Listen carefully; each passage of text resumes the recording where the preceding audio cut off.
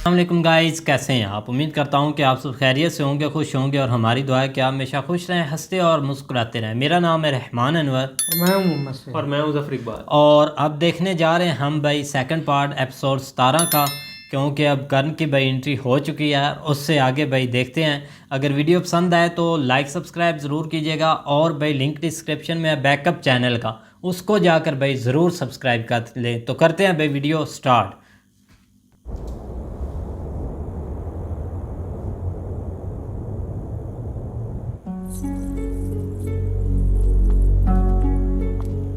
प्रणिपात भाभीश्री।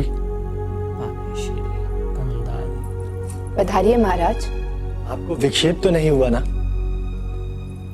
मैं यहाँ कुंती भोज के प्रयाण से पूर्व आपका आशीर्वाद लेने आया हूँ। सदा विजयी रहिए महाराज। आपकी यश और कीर्ति दिगंत तक पहुंचे। आप सदा प्रत्येक कार्य में यशस्वी बने। आप मुझे केवल पांडु नहीं कह सकती भाभी। राजा को नाम से बुलाना अपराध है महाराज। किंतु आपके मुख से महाराज शब्द कांटे की तरह चुभता है। हृदय अपराध की भावना से भर जाता है। यह सिंहासन ज्येष्ठ का था और उन्हीं का नहीं, सिंहासन यदि आपके भाई का होता तो उन्हें मिलता। उन्हें नहीं मिला, इसका यही अर्थ है कि सिंहासन आपका है। यही नियति थी। अब आपको सिंहासन के योग्य बनना है। आप यहाँ आई थी सम्राज्ञी बनने और नहीं, मैं यहाँ आई थी आपके ज्येष्ठ भ्राता की पत्नी बनने। और वो मैं हूं। यदि सम्राज्ञी बनने आई होती तो सिंहासन के साथ ही फेरे ले लेती। आप इतनी उदार कैसे हो सकती हैं? क्योंकि भाभी माता के स्थान पर होती है ना महाराज। माता का तो सिर्फ एक ही स्वार्थ होता है कि उसके पुत्र को सब कुछ प्राप्त हो, उसे विश्व की सारी खुशियां मिले। मुझे तो ऐसा प्रतीत होता है कि मुझे 100 नहीं 102 पुत्रों का वरदान मिला है। मुझे वचन दीजिए भाभीश्री, जब मैं सिंहासन पर बैठा हूं तब और केवल तब आप मुझे महाराज कहेंगी, अन्यथा अपना पुत्र मानकर नाम से बुलाएंगी। तब तक केवल तुम्हें नहीं, तुम्हारी पत्नी को भी नाम से बुलाऊंगी। अब कुंती भोज जाकर मेरी देवरानी ले आओ। तुम्हें देखा तो नहीं, लेकिन इतना कह सकती हूँ कि विश्व की कोई भी सुंदरी तुम्हारी पत्नी बनने से मना नहीं करेगी। आपका आशीर्वाद सिर पर है, इसलिए अब मुझे विश्वास है। और भ्राताश्री के आशीर्वाद के बिना मैं कोई भी कार्य आरंभ नहीं करता। आ गया भाई। यह आशीर्वाद तुम्हारे ज्येष्ठ भ्राता की ओर से भी है पांडु। उनका हृदय अभी शांत नहीं है, लेकिन वो अब भी तुमसे उतना ही प्रेम करते हैं जितना पहले करते थे। मुझे विश्वास है भाभी, मेरी उनके प्रति श्रद्धा भी कम नहीं हुई है।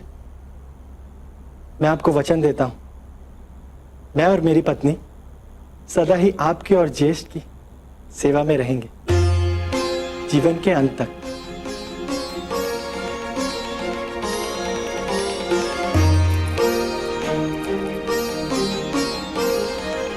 विजयी भव। प्रणिपात भाभी। प्रणिपात।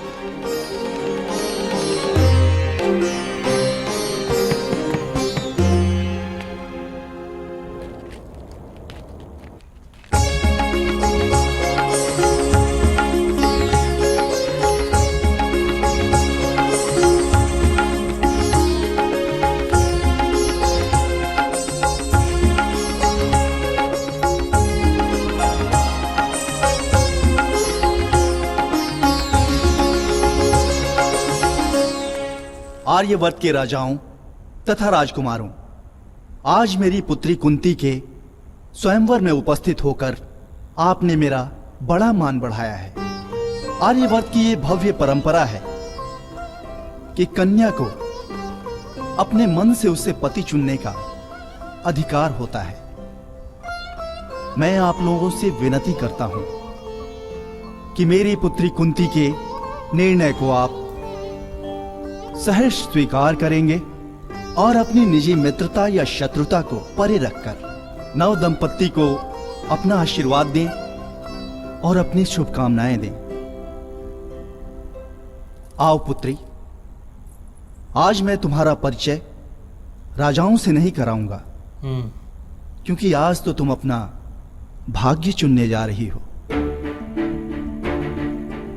पिताश्री, मैं अपना निर्णय लेने से पूर्व यहाँ उपस्थित सभी कुमारों से एक प्रश्न पूछना चाहती हूँ। मेरे निर्णय का आधार उसी प्रश्न के उत्तर पर होगा, यदि आप आज्ञा दे तो। अवश्य। स्वयंवर में इजाजत। किसी भी कन्या को राजाओं से प्रश्न पूछने का अधिकार होता है। उपस्थित राजाओं तथा कुमारों, मेरी पुत्री अपने मन की किसी शंका का समाधान चाहती है।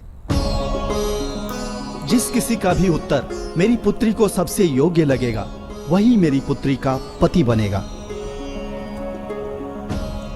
किसी को आपत्ति तो नहीं? अश्वक कुमार को पति हो सकती है महाराज भोज। जहां बुद्धि की परीक्षा होती है, वहां अश्वकुल के कुमार खड़े नहीं होते।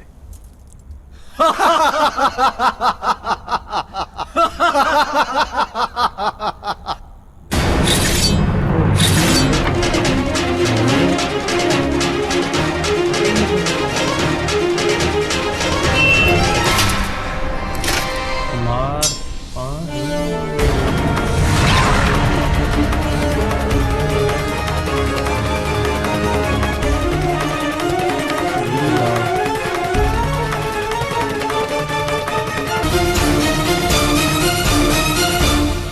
स्वयंवर की मर्यादा का उल्लंघन ना करे कुमार। बल का परिचय सभा में नहीं, रण में दिया जाता है। तुम कौन हो? मैं हस्तिनापुर का सम्राट, कुरुवंश का कुमार, पांडु पांडु पांडु पांडु।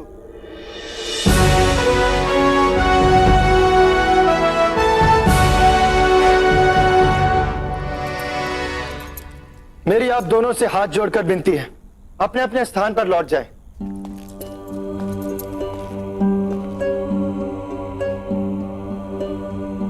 आपसे विनती है कि अपना प्रश्न करें। मेरा प्रश्न है, महर्षि गौतम की पत्नी अहिल्या ने भगवान इंद्र के साथ वैवाहिक संबंध स्थापित किए थे। महर्षि गौतम ने अपनी पत्नी को दंड दिया था, तो फिर भगवान रामचंद्र ने अहिल्या को उस दंड से मुक्ति क्यों दी? क्या अपराध को क्षमा करके भगवान रामचंद्र ने भविष्य के लिए गलत उदाहरण स्थापित नहीं किया था? इसका उत्तर बहुत सरल है। भगवान कृपा निधान कहलाते हैं। वो किसी भी अपराधी को क्षमादान दे सकते हैं। तो फिर बाली को और रावण को क्षमादान क्यों नहीं दिया गया राजन? ये तो पक्षपात है। तो इसका भी उत्तर आप ही दीजिए राजन। उत्तर यह है राजन कि दंड की भी एक मर्यादा होती है। कदाचित भगवान को लगा होगा कि अब अहिल्या की मुक्ति हो जानी चाहिए। किंतु मेरा मानना है कि शिला के रूप में पड़ी हुई अहिल्या ने पश्चाताप किया होगा। नहीं, सत्य यह है कि भगवान इंद्र माता अहिल्या के सामने गौतम ऋषि का रूप लेकर आए थे। माता अहिल्या ने जो संबंध स्थापित किए, वो ये जानकर किए कि उनके सम्मुख उनके पति खड़े हैं। गौतम ऋषि ने तब क्रोधवश श्राप दे दिया था, किंतु भगवान रामचंद्र राजा थे और राजा को दंड देने से पूर्व यह जानना अनिवार्य होता है कि दंड देने वाला कार्य अपराध है या केवल भूल। यदि उद्देश्य गलत ना हो, यदि आशय में खोट ना हो, तो प्रायश्चित और पश्चाताप पर्याप्त होता है, दंड की आवश्यकता नहीं। यही सोचकर भगवान रामचंद्र ने माता अहिल्या को क्षमा कर दिया होगा।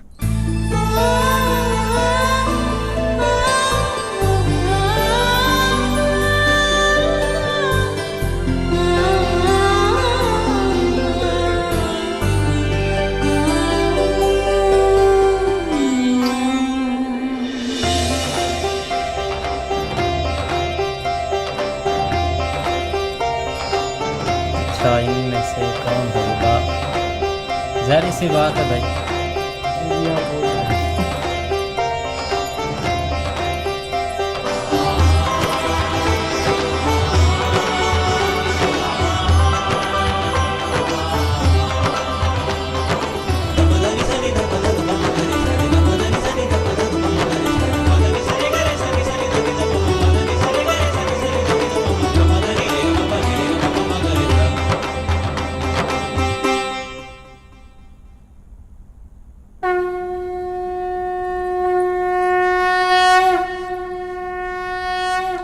करने आया था शायद।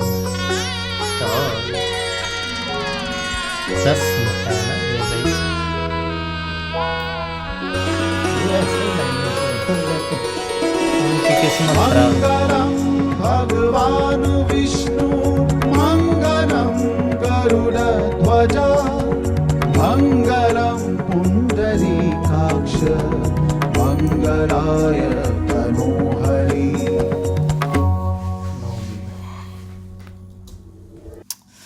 हाँ जी गाइस, तो जैसा कि आप सेकंड पार्ट देख रहे थे भाई, काफ़ी ये सबसे पहले मुझे बहुत पसंद आई भाई कुमार पांडु की, कि वो सबसे पहले अपनी भाई भाभी के पास गया कंधारी के पास, उनसे उन्होंने इजाज़त मांगी और उनको भाई अपने दिल की बातें बताई कि मैं तो यही चाहता था कि भाई धृतराष्ट्र बने राजकुमार, लेकिन ये है कि भाई वो बस चलो भाई जो भी होता है असूल के साथ चल रहे हैं भाई होता है। लेकिन देखा जाए तो एक काफ़ी शादी भी आज इनकी हो चुकी है और काफ़ी एक पार्ट देखने वाला भी था। बहुत हमने वेट भी किया इसके लिए, वेट तो नहीं किया, एक हमने शुरू ही कर लिया था फर्स्ट से सेकंड। लेकिन एक अच्छा है कि वो भाभी के पास गए और इजाज़त ली, बिल्कुल भाई। उधर भीष्मा वगैरह को उसने नहीं पूछा या इधर आए उनके साथ भाई भीष्म उन्होंने ही तो इजाज़त दिया कि आपकी शादी आप जाएं, जब वो इकट्ठे बैठे हुए थे। जब वो आए हैं तो अकेले आए हैं, कोई बंदा साथ वगैरह नहीं आया। नहीं वो एक इनका होगा। आपको मैं बताता हूँ, आपने अम्बा